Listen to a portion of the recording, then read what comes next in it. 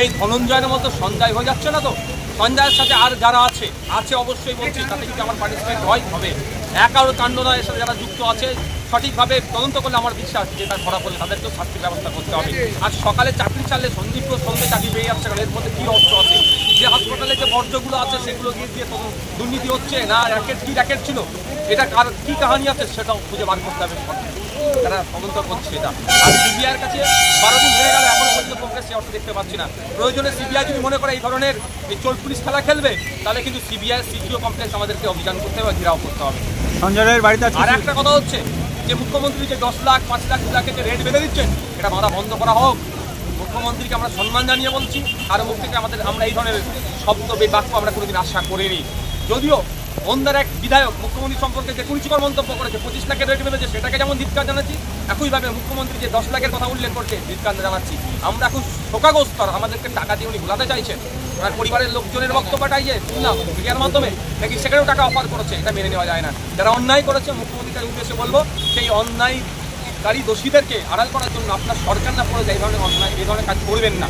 আপনার কাছ থেকে আমরা আশা করছি নিরপেক্ষতার সাথে কাজ করবেন। যদি এখন সিবিআই হাতে মামলা গিয়েছে, আর আমি অন ক্যামেরা বলছি, সিবিআই দ্রুত বিচার চার্জশিট করে কোর্টকে দিতে পারবে, রাজ্য সরকার যদি সহযোগিতা করে। আমি আশা করবো রাজ্য সরকার সহযোগিতা করবে সিবিআইকে।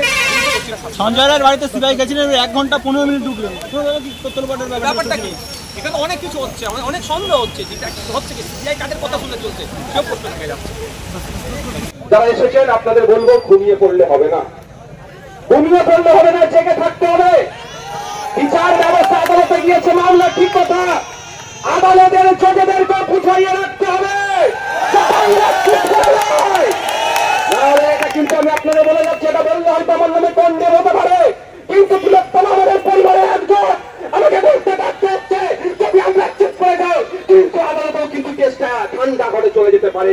আমরা ঠান্ডা ঘরে যেতে দেবো না, আমরা বৃহত্তম আমরা বিচার চাই, অন্যায় করেছে তার সর্বোচ্চ বা তাদের সর্বোচ্চ শাস্তি হোক, এটা আমরা চাই। যদি কেউ ওই সঞ্জয়ের পক্ষ নিয়ে আপনাদেরকে ডিস্টার্ব করে আমাদেরকে খবর জানাবেন। আমি এখান ভাঙড়ের ডিসির সাথে যোগাযোগ করবো। ভাঙড়ের ডিসি স্যার যদি ব্যর্থ হয়, পাবলিক নিয়ে আমরা কি করতে একটু বুঝিয়ে দেবো। অনেক হয়েছে, বিচার ব্যবস্থার প্রতি আস্থা রেখে বলছি, ডিসি স্যারকেও বলছি, অনেক হয়েছে, এগুলোকে বন্ধ করুন, এগুলোকে বন্ধ করুন। আপনাদের প্রতি আমরা অনেক ভরসা করছি, সেই ভরসাটা কোনোভাবেই না নষ্ট হয়ে যায় সেটা দেখবেন। রক্তদান শিবির করে মানুষের সাথে সম্পর্ক তৈরি করছেন, করুন না আপনারা, ডাক দিন না নিরপেক্ষ ভাবে। ভাঙড়ের মানুষ রক্তদান শিবির করে আজকে পশ্চিমবাংলা রেকর্ড করে রেখে দিয়েছে। নিরপেক্ষতা বজায় রেখে কাজ করুন না।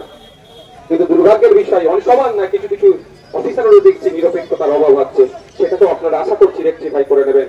আমি পরিশেষে বলবো, যারা আজকের এই আমাদের মিছিলে হাঁটলেন, পুলিশ বন্ধুরা যারা আমাদেরকে সহযোগিতা করলেন, প্রত্যেককে আমি আমাদের পক্ষ থেকে ধন্যবাদ জানাচ্ছি এবং আপনাদেরকে ধীরে ধীরে এখান থেকে প্রস্থান করার জন্য বলছি। আজকের এই প্রোগ্রাম এখানেই সমাপ্ত হলো।